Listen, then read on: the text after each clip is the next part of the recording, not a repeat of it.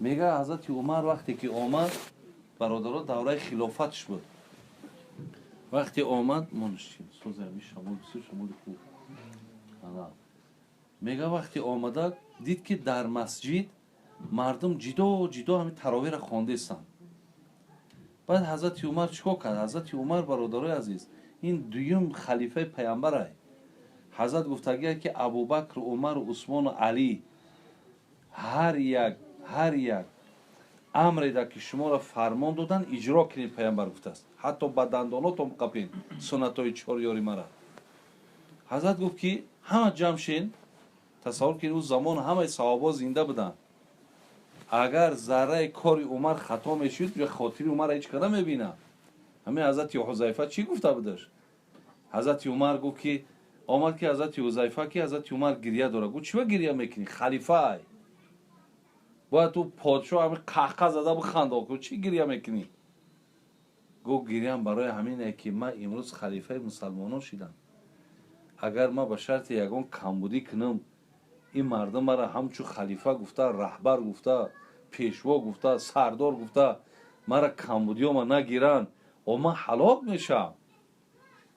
حضرت حذیفه گفت ای حضرت زیخ نشه. گفت تا اگر خلاف سنت برای خلاف شریعت برای ما تاکید میکنیم، میگیم اگر گپ ما گوش نکنی این شمشیر قطعی راستت میکنم. حضرت عمر گفت الحمدلله رب العالمین که نفرهایی هستند که عمر کج برای با شمشیر راستش میکنن. او صحابان ایتری بودن، او پروای خلیفه نداشت، خلاف شریعت نرفتی راستت میکرد. برای من حضرت عمر گفت همه جمع شین. همه را جمع کرد. گفت ابی ابن کعب است. گفتن هست. قاری همون زمان بود، حافظ بود. گفت پیش بدرو 20 رکعت تمام صحابه حضرت عثمان و حضرت علی و عبدالرحمن همه اصحاب کرام بودن. همه ایستادن 20 رکعت حضرت در اونجا خوان. وقتی حضرت عمر از دنیا گذشت، حضرت عثمان، حضرت علی همین کار دوام دادن. با چی میگفتن؟ میگفتن خدا رحمت کنه عمر که مسجدهای ما را با نور تراویح زینت داد. اگر برادر عزیز امروز ما بگیم که 20 رکعت خطای، ما ایراد این هم قدر صحابه را گرفتیم. یعنی او خطا کردن، اوی که با پیغمبر بدن. برای می چیزا دا برادر اهمیت نتینو. مقصد من که سختگیری نکنیم. حقارت در کار نیست. همین چی در کار آقیم؟ من که فکر خدمت گفتیستم. خیلی شما اختیار دارین چی کاری میکنین نمیکنین.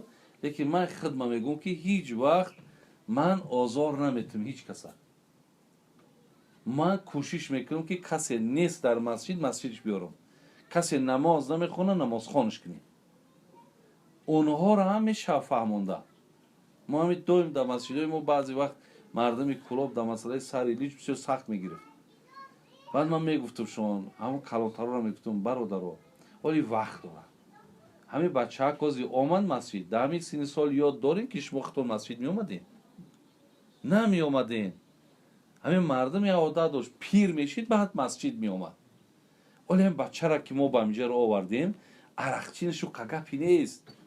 همین لطاکای او را بعد میشوه آسته که در دلکش که همین محبت مسجد جور شید، محبت شریعت که جور شید، خش همین لطاک چی بیدیم سرش دمی مونش میخونه. شما غمیش نخورین. نه که همون را هم اگر فهمانده بتی انشالله میفهمه. فهماندن هم با قاعده داره. سیاست نکن. هیچ که سیاست نمیترسه. با همین گپی ملایم با دلیل با حجت مرده که بفهمم. خدا همش نیک میشه.